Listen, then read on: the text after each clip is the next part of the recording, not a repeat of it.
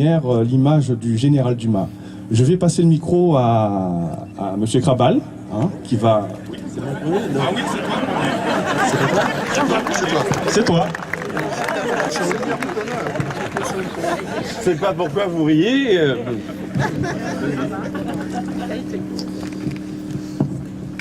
Mesdames, Messieurs, en vos diverses qualités, et parce que vous êtes très nombreux et je ne voudrais oublier personne, mais je pense que Claude a rappelé les invités nombreux venus à cette manifestation très importante pour vous, pour nous, pour la France, pour le monde, mais aussi pour Villers-Cotterêts. Et je salue bien sûr mes collègues parlementaires qui sont ici, les élus, mais le plus important, c'est vous. Mes chers amis, donc merci d'être rassemblés ici à Villers-Cotterêts comme depuis 2006. Nous vous retrouvons bien évidemment pour cette journée nationale des mémoires de la traite négrière, devenue journée officielle sous Jacques Chirac, sous l'impulsion de Christiane Taubira. Grâce à l'association des amis d'Alexandre Dumas, présidée par son dynamique président Claude Ribes, et son antenne locale, représentée par Anthony Christophe, qui est des chevilles ouvrières du territoire, et je tiens à l'en remercier sincèrement. Les Contrésiens ont tenu bon pour que l'on continue de perpétuer la mémoire du général Dumas, héros au destin aussi extraordinaire que tragique, dont le corps repose au cimetière communal de Villers-Cotterêts. Et aujourd'hui, nous sommes de plus en plus nombreux.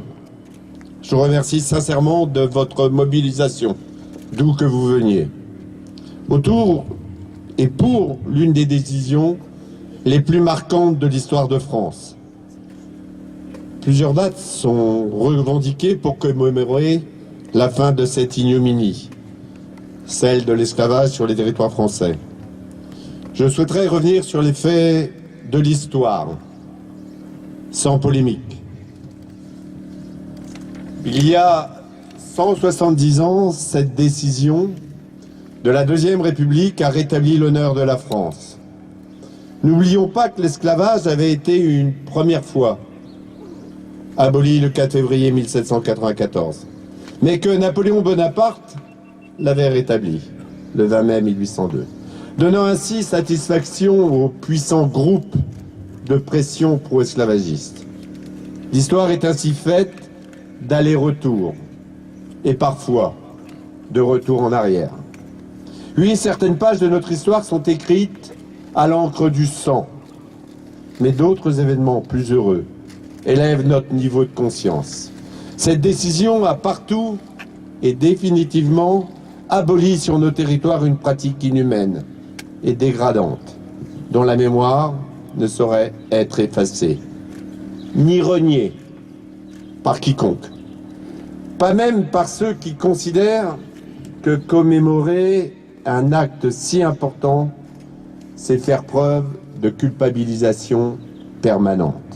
Je vous le dis, commémorer, ce n'est pas se repentir, c'est instruire ensemble sur nos choix de société et célébrer les valeurs auxquelles on tient.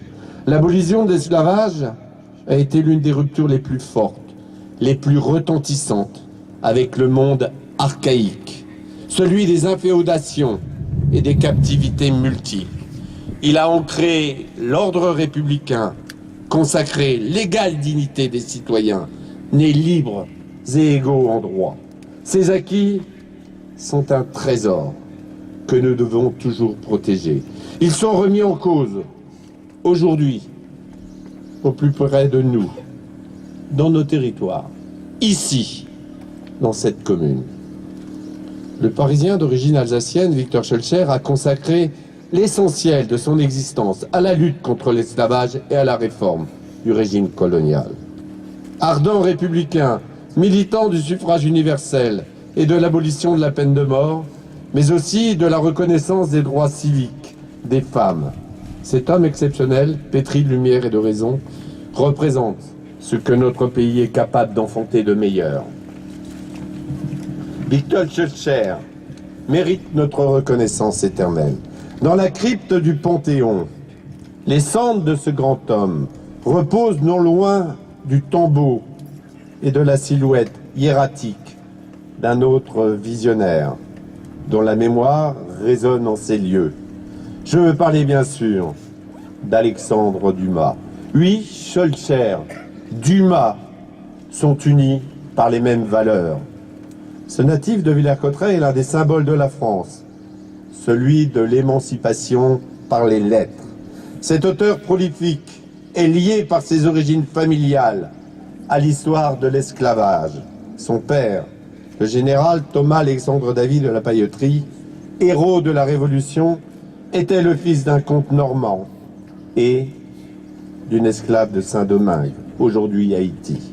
2 ans avant la mort du général Dumas, le père d'Alexandre, Haïti devint le 1er janvier 1804 la première république noire indépendante du monde. Les anciens esclaves vainquirent l'armée napoléonienne. Les Caraïbes resteront à jamais marqués par cette histoire, qui est aussi la nôtre. Mais ce grand homme, Alexandre Dumas, n'a pas les faveurs de tout le monde. Ici, je pense à certains élus municipaux. Pourquoi, d'après vous? C'est triste à dire, mais c'est parce que Dumas était un métis.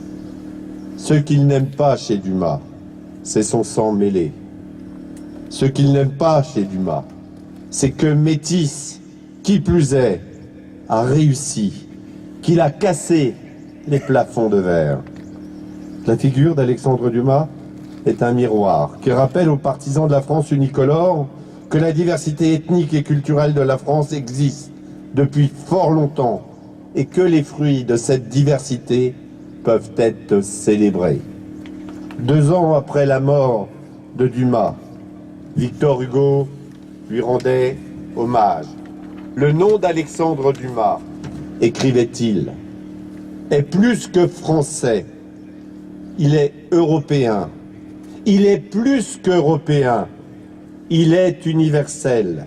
Alexandre Dumas est un de ces hommes qu'on pourrait appeler des semeurs de civilisation. Ce qu'il sème, c'est l'idée française. Cette idée française qui contient une quantité d'humanité telle que, partout où elle pénètre, elle produit le progrès.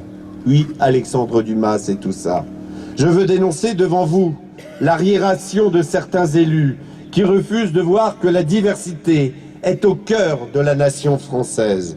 Villers-Cotterêts ne doit plus adopter cette mentalité de repli, parce que des pages d'histoire de France se sont écrites ici, et que l'histoire de France, elle embrasse l'universel.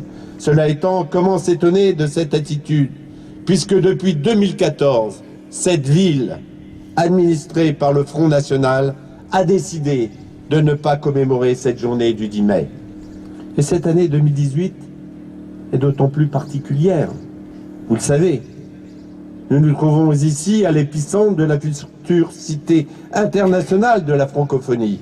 Ici, à Villers-Cotterêts, voulu par le président de la République. Le fait de commémorer au Château Royal, au lieu de l'histoire de France et de l'histoire de la langue française, la mémoire de l'esclavage n'est pas un fait anodin. Nous savons que la journée nationale des mémoires de la traite, de l'esclavage et de leur abolition donne des boutons à ce parti. Nous savons maintenant qu'il en est de même pour l'idée de francophonie, qui, pour nous, est ouverte sur le monde. D'aucuns continuent de croire que la francophonie est un héritage de la colonisation et, ce faisant, de l'esclavage. Ce stéréotype est aussi répandu qu'inexact. L'esclavage est aujourd'hui aboli, mais le poison dont il a imprégné le monde a des effets qui se font encore et toujours sentir. L'esclavage nous a laissé un terrible héritage. C'est à cette période que sont nées les abominables notions de race et de racisme contre lesquelles nous nous sommes battus hier avec le nazisme et sa pseudo-race supérieure. Nous devons toujours nous battre aujourd'hui, mais les fronts restent nombreux. Chez nous en France, en Europe et partout dans le monde. Aujourd'hui, des marchés d'esclaves se tiennent en Libye, dans la Corne africaine, au plus grand mépris de la dignité humaine. Certains passeurs et marchands du désespoir profitent de la faiblesse morale des migrants pour les détrousser, les asservir, les enferrer dans des chaînes de l'esclavage. Nous ne pouvons pas rester indifférents à cet ignoble commerce. Les réfugiés fuient la guerre, la faim, la misère, le réchauffement climatique. Face à cette détresse et aux enjeux migratoires, nous devons être vigilants. Rappelons que personne ne fuit par plaisir. J'en sais quelque chose en faisant référence à l'histoire de mes parents qui étaient aussi immigrés. Rappelons aussi qu'il est difficile pour nos démocraties d'accueillir à tout craint parce que dans un contexte économique tendu, synonyme de montée de l'extrême droite et du repli comme en Italie ou en Allemagne. Je voudrais vous citer cette fable de Jean de La Fontaine, né à Château-Thierry. En ce monde, il se faut l'un l'autre secourir. Si ton voisin vient à mourir, c'est toi que le fardeau, c'est sur toi que le fardeau tombe.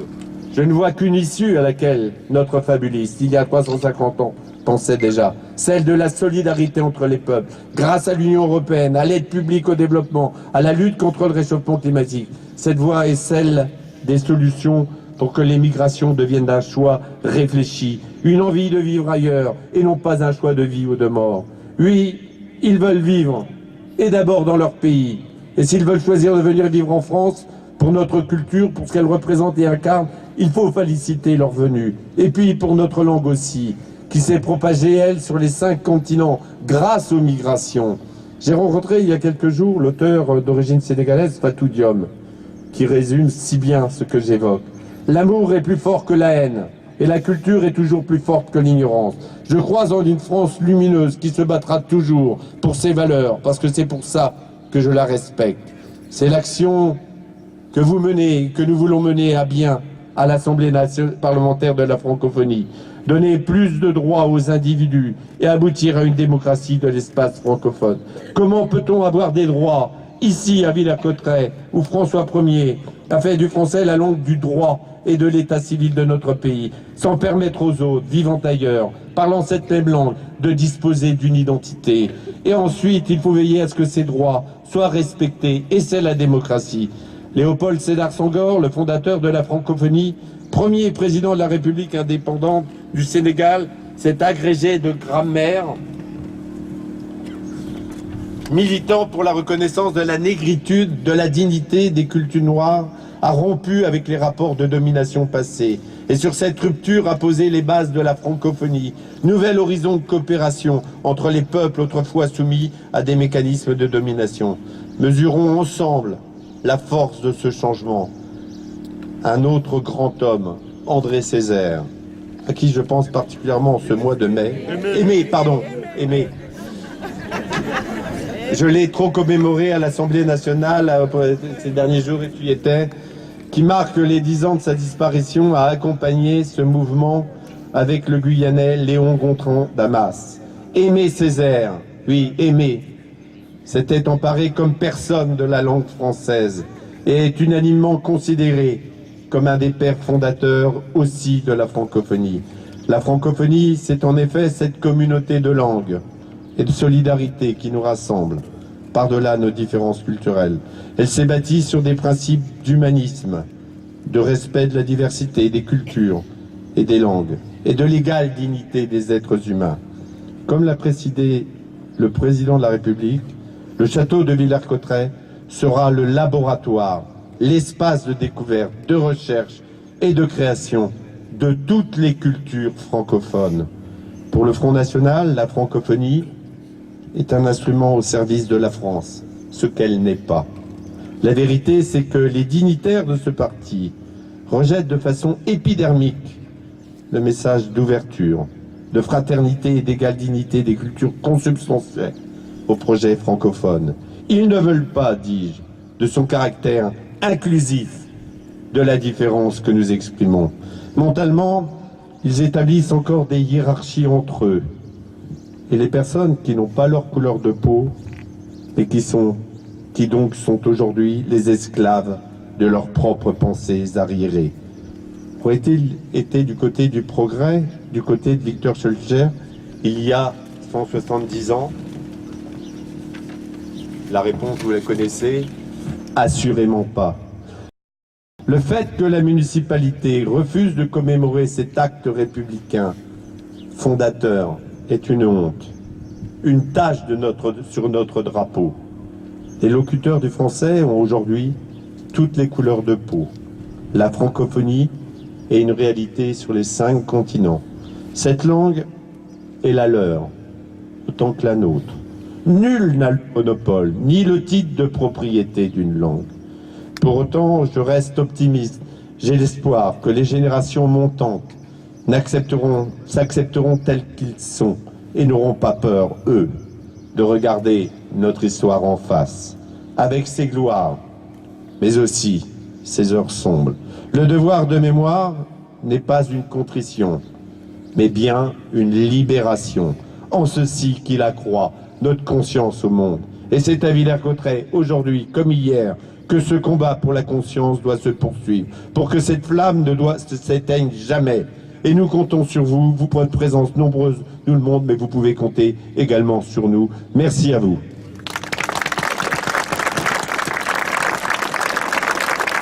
Merci, cher Jacques Krabal, pour ces mots très forts qui marqueront cette journée.